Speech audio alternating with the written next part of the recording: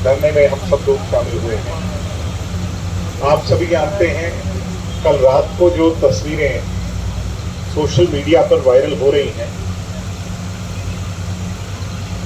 ऐसी तस्वीरें जो बहुत डिस्टर्बिंग हैं,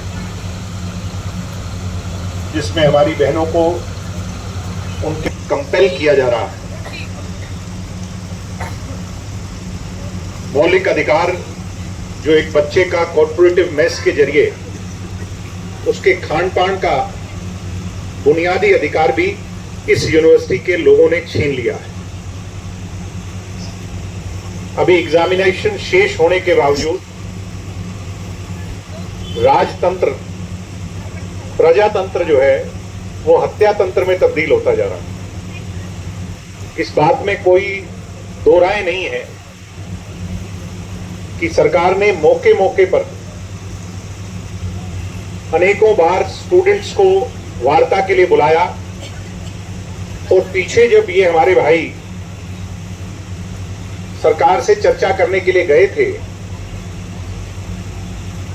डिस्ट्रिक्ट प्रशासन और सरकार के मंत्रियों से इनकी खुलकर के बातचीत हुई थी और हमें भी इस बात की खुशी थी कि सरकार ने बुनियादी बातों को मान लिया है। एक चूक हमसे रह गई। आप नौजवान बैठे हो जो प्रस्तावित आगे से इसको लीड कर रहे हो, वो चूक ये रह गई कि जब हमने प्रेस को ब्रीफ किया सरकार के वादे पर, हमें सरकार से ब्रीफ करवाना चाहिए बजाय कि हम ब्रीफ करने के लिए चले गए। और इनकी वही आदत कि आपको किसी तरह यहां से उठाया जाए, उसके लिए आपके साथ विश्वासघात हुआ। आप यहां पर पहुंचे उससे पहले ही वो अपनी बातों से मुकर गए। मुझे भी अनेकों अधिकारियों के टेलीफोन आए कि जी हमने तो कोई इन स्टूडेंट से इस तरीके का वादा किया ही नहीं। इसका मतलब आप ये कल्पना कर सकते हैं कि इन लोगों के मन में कितनी गहरी खोट है या इनकी इच्छा क्या है। सम्मानित विद्यार्थी साथियों, ये आपके पंख गिन रहे हैं, मगर इन लोगों को ये नहीं पता, इन बहनों का, इन भाइयों का हौसला देखकर, कि हमारी उड़ान हमारे पंखों से नहीं है, हमारे हौसलों से है। हमारी पेशेंस को बहुत गहरा टेस्ट कर रहे हैं। मैं भी कल जब आप मेरी बहनों की मैंने तस्वीरें देखी तो दिल्ली में मैं था, मुझे इस बात का बड़ा दुख हुआ। आज के कार्यक्रम मेरे लगे हुए थे, उसके बावजूद मैंने कहा कि मैं आपके बीच में आकर बैठूं। जब खाने की व्यवस्था ही हमारे लिए बंद कर दी गई है तो आप जान सकते हैं, अपने मन में मान सकते हैं कि ये लोग क्या चाह रहे हैं। मगर मैं यहां इस मंच से, वीसी तो एक आदमी है, आज है कल चला जाएगा। वीसी का टेन्योर भी 3 साल का होता है, ये उसका दूसरा टेन्योर है, अगली बार नहीं होगा। सम्मानित विद्यार्थी साथियों, हमने बहुत समय देखा है, अच्छा भी देखा है, बुरा भी देखा है जीवन में। आज जो एडमिनिस्ट्रेशन के लोग हैं, जो ये संचालन कर रहे हैं, वार्डन्स हैं, मैं उन लोगों को इस माइक के माध्यम से इस बात के लिए सचेत करना चाहता हूं कि कहीं आपके हाथ से ये वीसी वो जुर्म ना करवा जाए जिससे भविष्य में आपकी नौकरी पर खतरा आ जाए। ऐसा खामियाजा ना भुगतना पड़े आप लोगों को।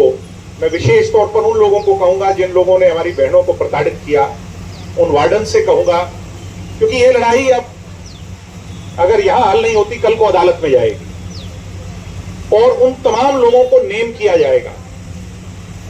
मैं नहीं चाहता और हम यहां बैठा कोई भी व्यक्ति नहीं चाहता कि कल को अपनी नौकरी पे से हाथ धोना पड़े, उन लोगों को इस बात के लिए खामियाजा भुगतना पड़े।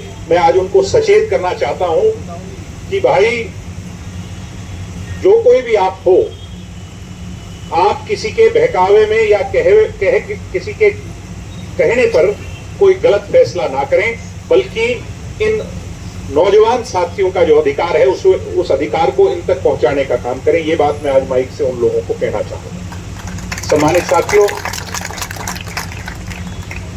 अतिरिक्त व्यवस्था आप लोगों ने जो स्कॉलर्स हैं उन्होंने खाने की यहां पर की हुई है। ये मेरा वादा आपसे है कि आप लोगों को किसी चीज की कोई कमी नहीं आने देंगे। आपके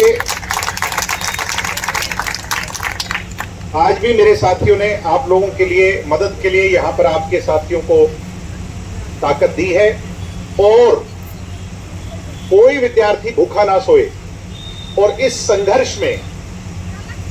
संघर्ष के अंदर भूख हमारे आड़े ना आ जाए, इसके लिए हम लोग खड़े हैं। ये जिम्मेवारी हमारी है, ये मैं वादा और विश्वास करता हूं। आप लोगों ने, मैंने उस दिन कहा था ये बहुत कमजोर लोग हैं, मगर कहीं ना कहीं कमजोरी हमारे में भी है कि हम इस सारी प्रक्रिया को स्ट्रीमलाइन कर करके इसके अंजाम और हल तक नहीं पहुंचा पा रहे। उसको आप लोग पहचानो।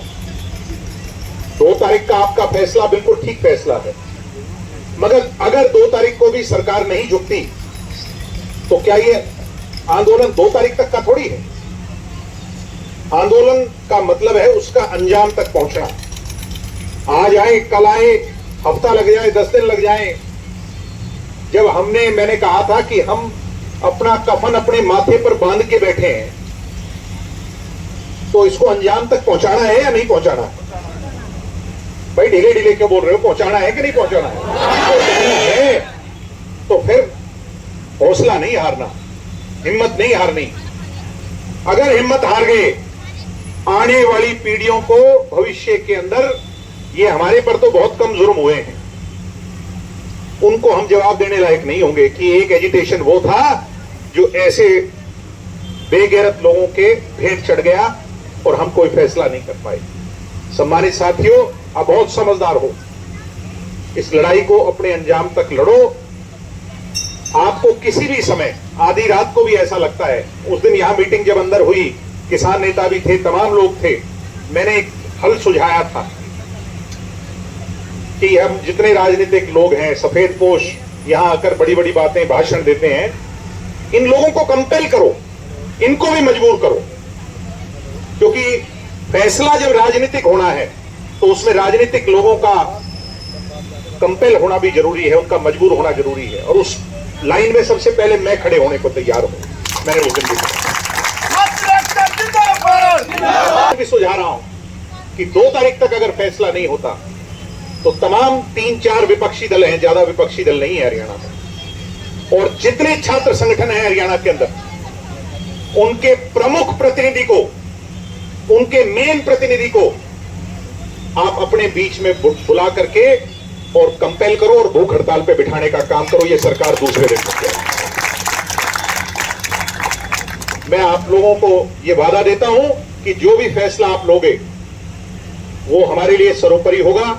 जो फैसला स्टूडेंट्स लेंगे उसको हम मानेंगे ही नहीं, बल्कि उसके अंजाम तक पहुंचाएंगे।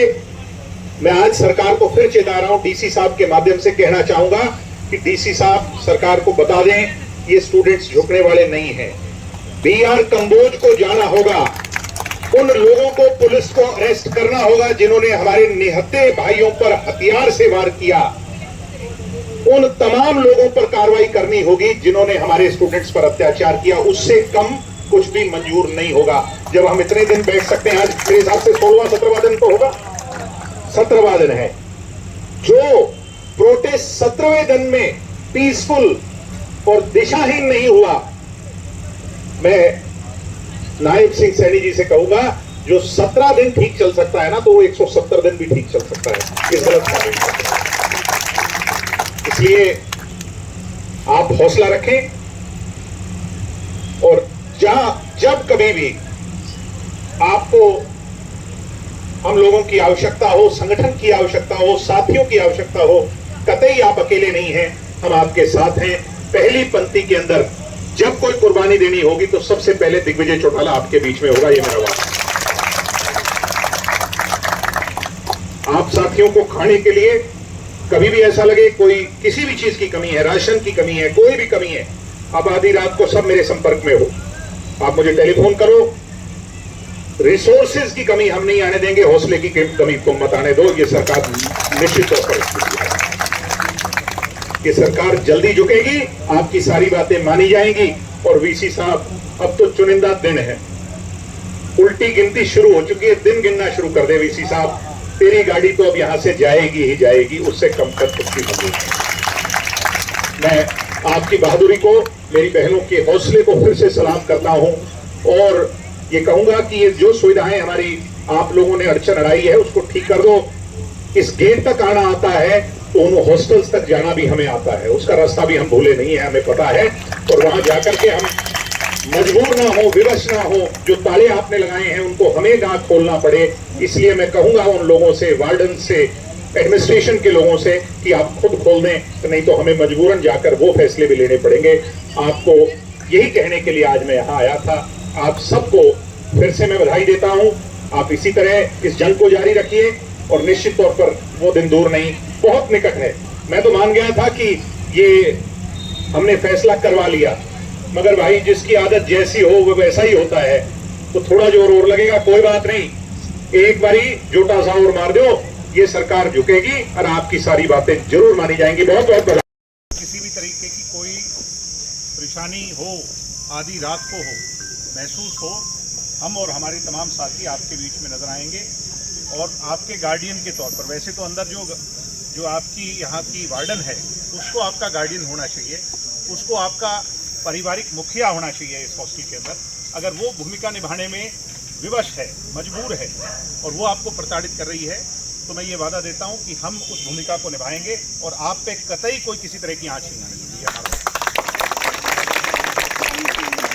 इसलिए मैं खुद अभी इस सारी व्यवस्था को देखता हूँ किस तरीके से उसको दोबारा सुचारू रूप से चलाया जा सकता है, क्योंकि हम बॉयज़ अंदर नहीं आ सकते, तो मैं बात करके और ये प्रयास करता हूँ, और नहीं तो एडिशनल व्यवस्था स्टे के लिए भी कि वो हमें निकालने के लिए बोल रहे हैं, स्टे के लिए प्रेशराइज कर रहे हैं कि यूजी का हो गया है, तो मतलब यूजी एमएससी का हो गया तो तुम जाओ।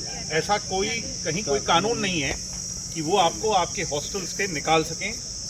इसके लिए आप डटे रहें। कहीं कोई आपको मजबूर करता है, दोबारा आप लोगों को परेशान करता है, तो हम दोबारा वापस आ जाएंगे। सर पेरेंट्स को कॉल कर रहे हैं सर कि आपने देखिए, आपको मजबूत होना पड़ेगा और आपके पेरेंट्स को भी मजबूत होना। सर जिस गांव से कोई अगर लड़की है तो वापस पुलिस वाले कॉल कर रहे हैं उनके पास कि आपके बच्चों को लेके जाओ इधर से, ये लड़कियां हॉस्टल बंद हो गए। मैं खुद अभी एसपी से बात करता हूँ कि एसपी और पुलिस का कोई अधिकार नहीं है, वो किसी के जो है ना, किसी के पेरेंट्स को या किसी के पर्सनल लाइफ में इंटरफेयर करके वो उसको ये डिसाइड करें कि किसको कब कहाँ से जाना है। मैं ये बात एसपी साहब से कर लेता हूँ और उन्हें उनसे इस बात को क्लियर करता हूँ। होते रहे इतिहास के उसी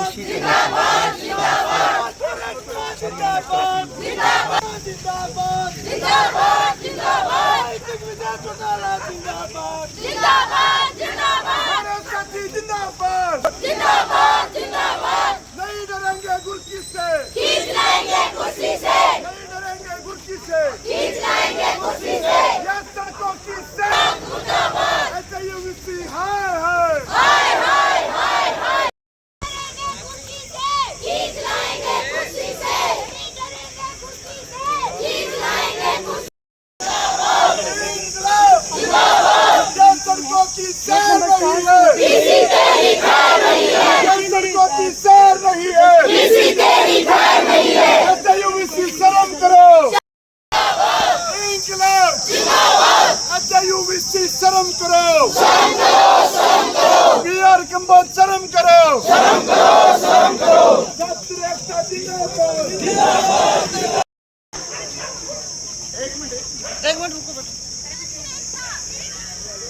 मेरी बहनों को एकता जिंदाबाद, जिंदाबाद, जिंदाबाद, हॉस्टल वार्डन शर्म करो, शर्म करो, शर्म करो।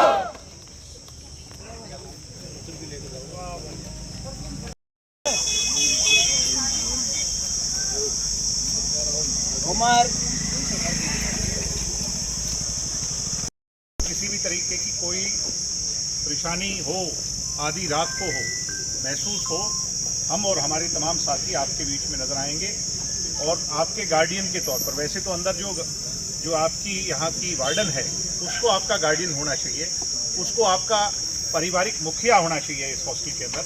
अगर वो भूमिका निभाने में विवश है, मजबूर है और वो आपको प्रताड़ित कर रही है, तो मैं ये वादा देता हूं कि हम उस भूमिका को निभाएंगे और आप पे कतई कोई किसी तरह की आंच नहीं आने देंगे। इसके लिए मैं खुद अभी इस सारी व्यवस्था को देखता हूं किस तरीके से उसको दोबारा सुचारू रूप से चलाया जा सकता है, क्योंकि हम बॉयज अंदर नहीं आ सकते, तो मैं बात करके और ये प्रयास करता हूं, और नहीं तो एडिशनल व्यवस्था सर स्टे के लिए भी कि वो हमें निकालने के लिए बोल रहे हैं, स्टे के लिए सर अभी भी करेंगे, प्रेशराइज कर रहे हैं मैं- कि यूजी का हो गया है तो घर वालों को मतलब फोन कर रहे हैं। एमएससी का हो गया तो तुम जाओ। ऐसा कोई कहीं कोई कानून नहीं है कि वो आपको आपके हॉस्टल्स से निकाल सकें।